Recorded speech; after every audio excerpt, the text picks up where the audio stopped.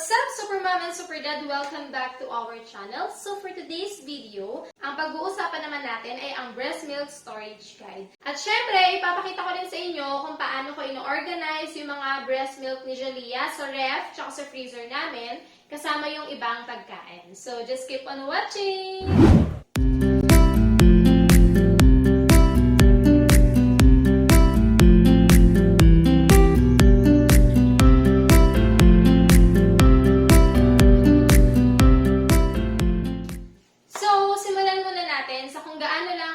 Pwede ang breast milk or gaano lang katagal yung lifespan nito. Meron tayong dalawang klase ng storage sa breast milk, no? Yung una is yung freshly pump or yun yung kakapump lang natin. And pangalawa is yung sa thawed breast milk or yun yung napump na natin and then nilagay natin sa freezer tapos tutunawin natin siya for consumption na. Kapag nilagay niyo sa cooler yung freshly pump, tatagal lang siya ng 24 hours.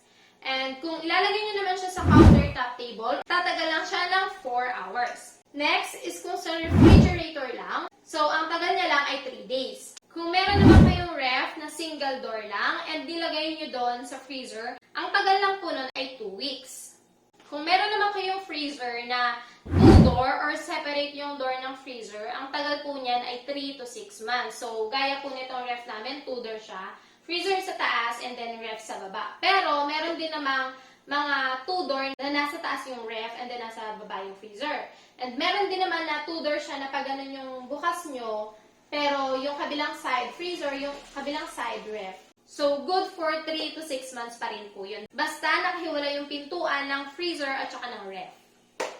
Last is yung deep freezer. So, tumatagal po yun ng 6 to 12 months. So, yung deep freezer, yun yung upright. And, meron din kasing mga freezer na hindi lang upright. Gaya nung 2-door siya, 2-door, pero parehas siyang freezer. So, good for 6 to 12 months pa rin po siya. Basta, solang freezer lang siya or wala siyang ref na kasama.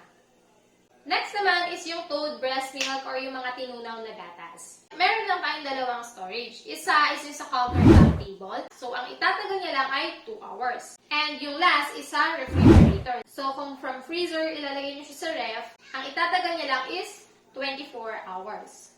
And yung lifespan niya, mag-i-start lang kayo magbilang ng oras kapag ka fully thawed na siya or talagang tunaw na ng buo yung frozen breast milk.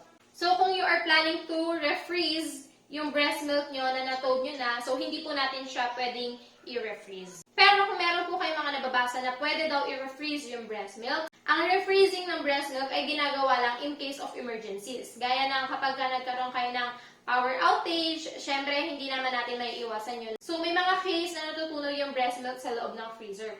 Pero, pwede lang po yun na hayaan nyo lang siya sa freezer hanggang sa magkaroon na ng kuryente and hayaan nyo lang siyang ulit tumigas. Pero, kailangan na malamig pa siya within 8 hours mula nung fully thawed siya. At once nyo lang po pwedeng gawin yun. Kung for example, nagkaroon ng power outage ngayon and then nire-freeze nyo siya, tapos magkakaroon ulit ng power outage and same breast milk yung laman ng freezer nyo. So, hindi na po siya pwedeng i-refreeze. Better to consume na lang agad ni baby. So, kung nalilito naman kayo kung paano mag-thaw or magtunaw ng breast milk, meron din akong video na ginawa kung paano yung proper thawing of breast milk. So, ilalagay ko na lang siya sa description below para kung sakaling kailangan ninyo after this video, mapanood niyo siya.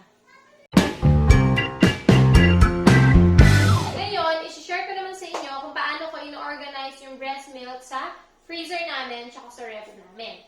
So, simulan natin sa freezer. Etong ref namin is 2-door siya. So, nakahiwalay yung door ng freezer. Kaya, good for 3 to 6 months siya. Yan. Ito yung stash ko, breast milk stash ko. And, nilagyan ko siya ng tray para madali siyang ayusin. Tsaka, madali pag kukuha ko ng breast milk na idodonate ko. And, nilagyan ko siya ng label na 1, 2, and 3. So, meaning, ito yung first out ko. So, dito ko ilalagay yung dagdag ko na breast milk. And, kung wala na siyang space dito, minumove ko dito sa door yung mga first out ko or yung mga una kong ilalabas. Actually, hindi tayo pwedeng mag-store ng breast milk sa pintuan ng freezer natin kasi hindi consistent yung lamig niya dahil pag bukas-sara, nagbabago, no? Pero, ang ginagawa ko, kasi itong space talaga na to, itong baba, tsaka ito, for breast milk talaga yan.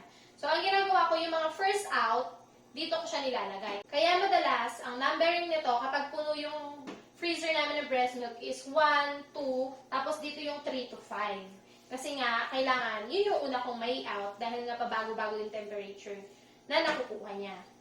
So, yung stash ko ngayon is eto na lang siya kasi nadodonate ko na siya and sa Friday, may kukuha ulit. So, etong mga stash ko, hindi na siya kinokonsume ni Jalea kasi ayaw niya na ng thawed breast milk. Puro freshly pumped na yung dinedede niya. So, ayan. Ito yung ice packs ko. Dito siya. And, ito, ice pack din to. Yan. Nilagyan ko lang siya dito ng, takip lang to ng Tupperware. Para dito ko pinaflatten yung mga breast milk ko, tsaka itong ice pack ko. So, for example, ito. Dito ko siya ilalagay. Ayan. Tapos, yan. Mapaflatten na siya. And then, pagka matigas na, saka ko siya ilalagay dito. So, ang tip ko rin sa inyo, kung mag-iipon kayo ng stash, better na lagyan nyo siya ng number. Gaya nito, 992. So, ang current stash number ko is 1014 na, no?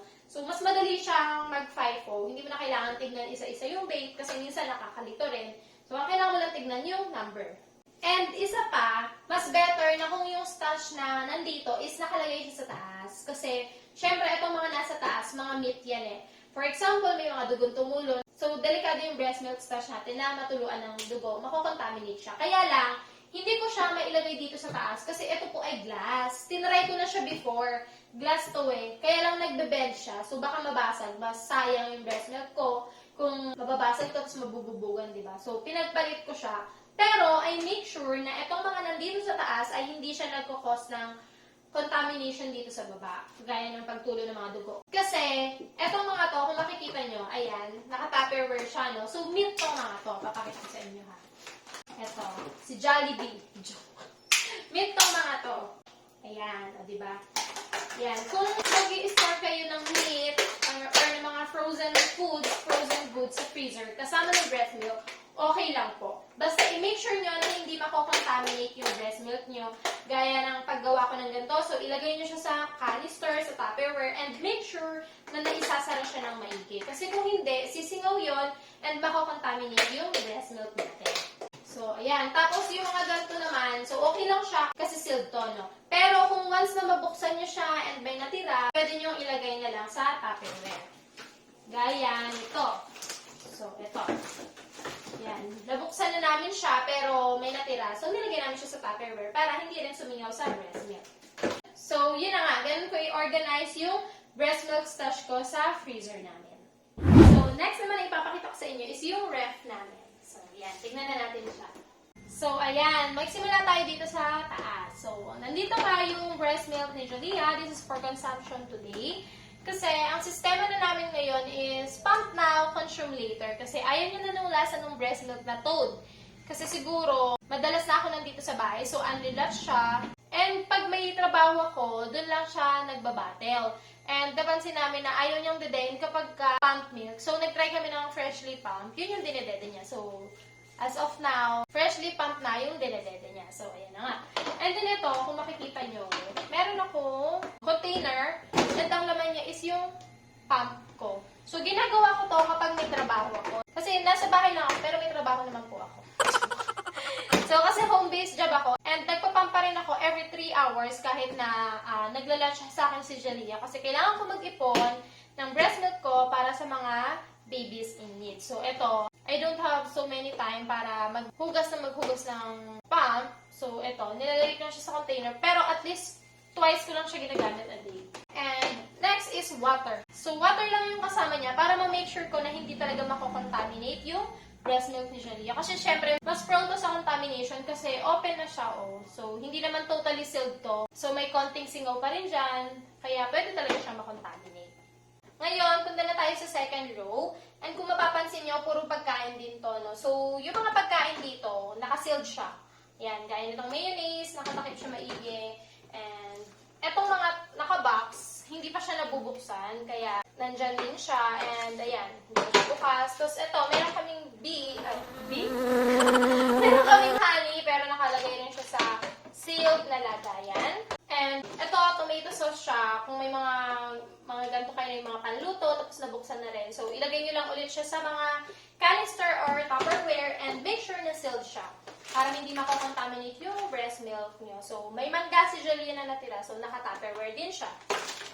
So, yun yung second row ng ref namin or yung babang side ng milk ni Jalea. And next is ito yung mga pagkain or inumin ni Jalea. So, mapapansin nyo medyo mababa yung lagayan niya and yung madaling kunin. Kasi minsan nakikipagsiksikan yung si Jalea sa amin pag inubuksan namin yung ref or pag nasa kusina kami. Tapos bigla na lang siyang kukuha ng pagkain niya sa ref.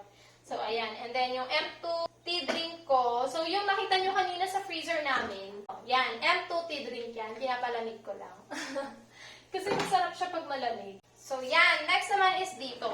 Yung mga laman naman nito is yung mga bukas na. And wala na akong pang-sealed sa kanila.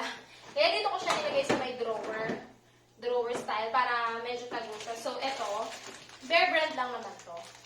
So, hindi na kasi kasya dun sa lagayan. Next is oatmeal. Breadcrumbs, tapos mayonnaise to. Tingnan niyo yung gamit ko. Pang-design ko siya sa pag nagluluto. So, breast milk storage bag yung gamit ko. And used na siya. Pero, don't worry kasi hinugasan namin and in-sterile namin ito. Nire-reuse ko kasi sayang nga. And next is ito. Drawer style ulit siya. And nandito naman yung mga gulay namin. So, wala naman siya masyadong laman. Kalabasa, tapos ampalaya, sibuyas, tsaka luya. And make sure na, ayan, naka-plastic siya kasi opened na. And yun nga, dito namin siya nilalagay kasi ito naman talaga yung lagayan ng gulay. Pero at the same time, medyo malayo siya sa breast milk ni Jalea. So yun, punta naman tayo sa door ng ref namin. So, dito naman, wala naman siya masyadong laman. So, ito, egg. So, hindi naman siya makakakontaminate ng milk. And then, yung for consumption ko na M2 tea drink. Tapos yung, ito, yung mga gamot ni Jalea na tapos niya yung gamitin pero hindi na kailangan. Pero naka-fully nasara naman siya. And then, full finger. So, wala ring effect yan. And itong water. Syempre, wala ring effect to. So, yun.